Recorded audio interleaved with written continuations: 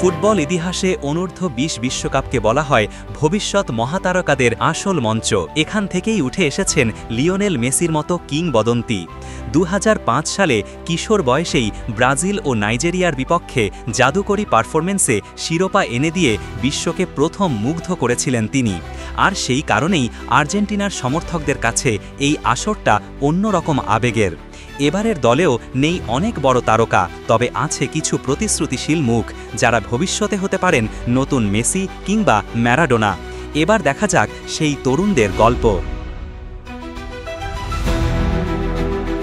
Argentina মানেই ফুটবলের আবেগ, ইতিহাস আর প্রতিভার ভাণ্ডার। জাতীয় দলের সাফল্যের পেছনে সবসময়ই বয়সভিত্তিক দলগুলো গুরুত্বপূর্ণ ভূমিকা রেখেছে। 2005 সালের অনূর্ধ্ব-20 বিশ্বকাপ সেই প্রমাণগুলোর অন্যতম। সেবার নেদারল্যান্ডসে অনুষ্ঠিত আসরে আর্জেন্টিনা ফাইনালে নাইজেরিয়াকে হারিয়ে শিরোপা জিতেছিল। সেই শিরোপার নায়ক ছিলেন 18 বছরের এক তরুণ, যার নাম ছিল লিওনেল আন্দ্রেস মেসি। সেমিফাইনালে চিরপ্রতিদ্বন্দ্বী ব্রাজিলকে হারানো থেকে শুরু করে ফাইনালে 2 গোল, সব জায়গাতেই ছিলেন তিনি। আসরের সেরা খেলোয়াড় ও সর্বোচ্চ গোলদাতা হয়ে তখনই মেসি জানান দিয়েছিলেন তিনি ফুটবল দুনিয়ায় বিশেষ কিছু করতে এসেছেন। এই কারণেই অনূর্ধ্ব-20 বিশ্বকাপ আর্জেন্টাইনদের কাছে অন্যরকম আবেগের। সমর্থকরা এখনও বিশ্বাস করেন নতুন কোনো মেসির গল্প শুরু হতে পারে এখান থেকেই। এবারের দলে যদিও নেই অনেক বড় তারকা, আবার কিছু খেলোয়াড় ছাড়পত্র পাননি, তবুও কয়েকজন প্রতিশ্রুতিশীল তরুণ আছেন যাদের ওপর চোখ রাখবে পুরো বিশ্ব।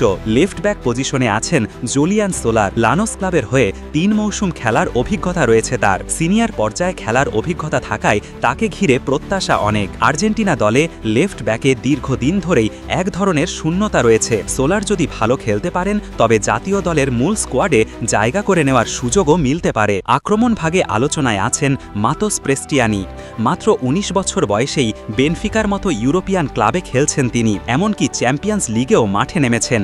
ড্রিবলিং, গতি এবং একাধিক উইং পজিশনে খেলার দক্ষতা তাকে বিশেষভাবে আলাদা করে তোলে। আর্জেন্টিনা দলে বড় তারকার অভাব থাকায় প্রেস্টিয়ানির কাঁধেই আক্রমণের ভরসা অনেকটা থাকবে। মেহের কাজিও এবার নজরে আছেন।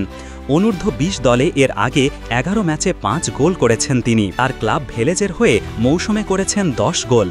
ইতিমধ্যেই ম্যানচেস্টার সিটি ও অলিম্পিয়াক্স সহ ইউরোপের একাধিক ক্লাব তার প্রতি আগ্রহ দেখিয়েছে। এই আসরে নিজেকে প্রমাণ করতে পারলে বড় কোনো ইউরোপিয়ান ক্লাবে খেলার স্বপ্ন আরও কাছে চলে আসতে পারে।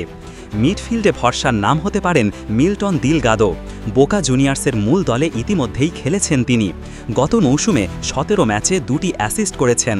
মিডফিল্ড নিয়ন্ত্রণ করা, ডিফেন্সিভ দায়িত্ব পালন এবং খেলার গতি নিয়ন্ত্রণ, এসব জায়গায় তার ভূমিকা হবে গুরুত্বপূর্ণ। অন্যদিকে ফরওয়ার্ড লাইনে নজর থাকবে ইয়ান সুবিয়ারপির দিকে। রিভার প্লেটের হয়ে তিনি ইতিমধ্যেই লিগে গোল ও অ্যাসিস্ট করেছেন। বয়সভিত্তিক দলে 10 ম্যাচে 4 গোল করেছেন এই তরুণ। তার জার্সি নম্বর 11 হওয়ায় ভক্তের প্রত্যাশা আরও বেড়েছে। মেহের কাজীর সঙ্গে আক্রমণ ভাগে দারুণ জুটি গড়তে পারেন তিনি। সব মিলিয়ে আর্জেন্টিনার তরুণ দলটিতে আছে ভবিষ্যতের সম্ভাবনা। হয়তো এখনই তারা মেসি বা ম্যারাডোনার মতো আলো ছড়াচ্ছেন না, তবে অনূর্ধ্ব-20 বিশ্বকাপ সব সময়ই জন্ম দিয়েছে মহাতারকাদের। আর্জেন্টাইন ভক্তরা স্বপ্ন দেখছেন হয়তো এবারের 5 তরুণের ভেতর থেকেই কেউ একদিন ইতিহাস লিখবেন নতুন করে।